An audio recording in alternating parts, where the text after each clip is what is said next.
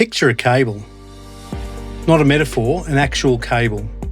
Roughly the diameter of a garden hose, lying on the ocean floor. 3,500 metres down.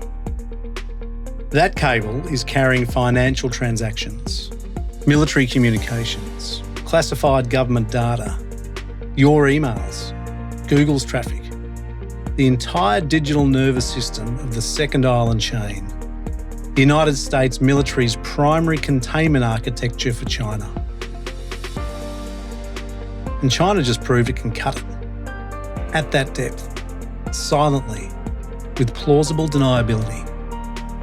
In April this year, CSIS reported that China had demonstrated the capability to sever undersea cables at 3,500 metres depth. Not theorised, not assessed as likely, demonstrated.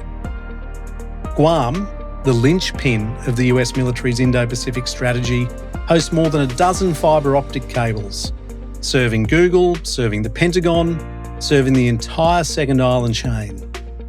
And Beijing now has a tool that can reach all of them. Today on Intelligence Optimised, we're going to talk about what happens when the cables go. Because nobody in Australia is asking that question, and they should be.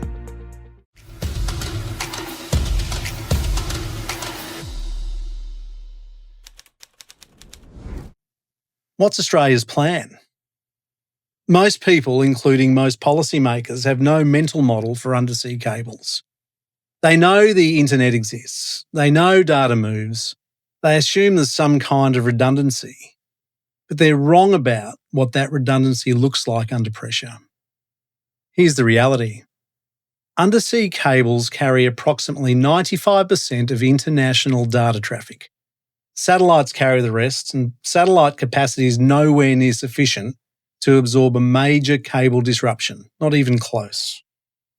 Taiwan, to use the clearest example, saw the cables connecting it to the Matsu Islands severed 12 times in 2023.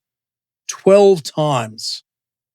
The repair cost was nearly $3 million US, and Matsu is relatively small.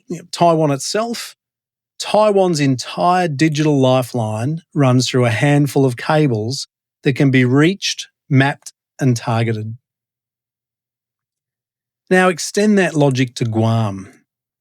Guam sits at the junction of the first and second island chains. It hosts US Air Force, Navy, and Marine assets. It's the forward logistics hub for any US military response in the Pacific. And more than a dozen fibre optic cables run through it, serving both Google's commercial traffic and US military command and control. Those are not separate systems. They share infrastructure, which means commercial and military digital connectivity in the Pacific are, in some meaningful ways, the same target. That's not a flaw in design. It's just never been seriously stress tested. Until now. Let's be precise about what the April reporting actually said. CSIS assessed that China has laid bare, their words, that it regards sabotage and intentional alteration of cables as just another coercive move in its playbook. Not an extreme option, not a last resort, a coercive tool, available, usable, below the threshold of open warfare. 3,500 metres depth. That matters because most cable repair vessels can't operate at that depth efficiently. The repair timeline at that depth is weeks, not days, which means in a crisis, a Taiwan contingency, a South China Sea escalation, cutting the cable doesn't just disrupt communications for an afternoon, it potentially disrupts them for the duration of a critical window. Think about what that means in operational terms. US Pacific Command loses reliable communication with Washington. Allied coordination degrades. Intelligence sharing slows. Financial markets in the region, which also run through these cables, freeze. And China, which has been rehearsing exactly this scenario, continues operating on its own domestic network infrastructure, which it has deliberately decoupled from the global internet. China didn't build its great firewall as censorship. It built it as operational resilience for exactly this scenario. We built our internet assuming cooperation. They built theirs assuming conflict. And that asymmetry is now a strategic vulnerability. Here's the conversation Australian defence policy isn't having. AUKUS, the Nuclear Submarine Partnership, is premised on Australia being a credible operational partner in the Pacific, interoperable with the US and UK, contributing meaningfully to deterrence. That interoperability depends on communications infrastructure. Secure, reliable, high-bandwidth communications between Australian platforms, US command, and allied partners. If the undersea cable network that underpins that communications architecture can be severed at will, what exactly does Australian operational integration look like in the first 72 hours of a Pacific contingency? What's Australia's plan? I asked this question at the top of the episode. What's Australia's plan if the cables go? The honest answer, based on publicly available information, is that there isn't one that's been tested under a realistic cable cut scenario. The Quad launched the Partnership for Cable Connectivity and Resilience in 2023.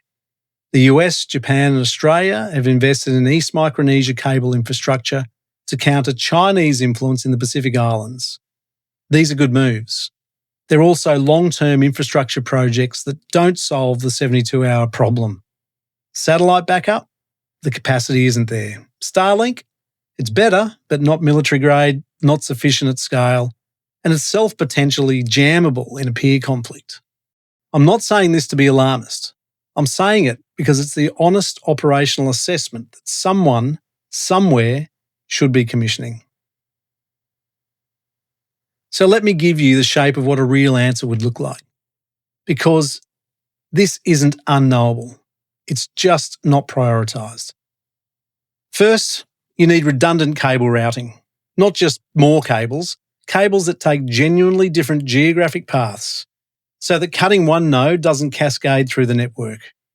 Australia's cable geography right now is dangerously concentrated. Second, you need cable repair capacity pre-positioned in the region. Currently, the Indo-Pacific has inadequate cable ship coverage relative to the length and strategic importance of the cable network it hosts. Repair times at depth are already measured in weeks under normal conditions. Under active interference with a state actor involved, that timeline extends dramatically. Third, and this is the one that defence planners most resist, you need a realistic, degraded communications operating concept. What does Australian Defence Force command and control look like when the cables are cut and the satellites are degraded? Not in theory, not in a PowerPoint slide, in a tested, exercised, operationally validated plan. This is infrastructure intelligence, understanding not just what the threat is, but what the system looks like when the threat is executed, and planning backwards from that degraded state. Taiwan has started doing this. Japan has started doing this. The question is whether Australia gets there before the scenario forces the question. That cable I asked you to picture at the start, the one 3,500 metres down, the one carrying your traffic and Pentagon traffic and Google traffic, the one lying on the ocean floor between us and the future we're planning for. China now has a demonstrated tool to cut it. And the gap between that capability and our resilience response is the most important infrastructure problem in Australian national security that isn't being seriously discussed. Not submarines, not missiles, not aircraft, a garden hose on the ocean floor, 3,500 metres down. That's the vulnerability, and it's time we started treating it like one. I'm Todd Crowley, this is Intelligence Optimised. If this raised questions you're now asking, share it, and I'll see you next time.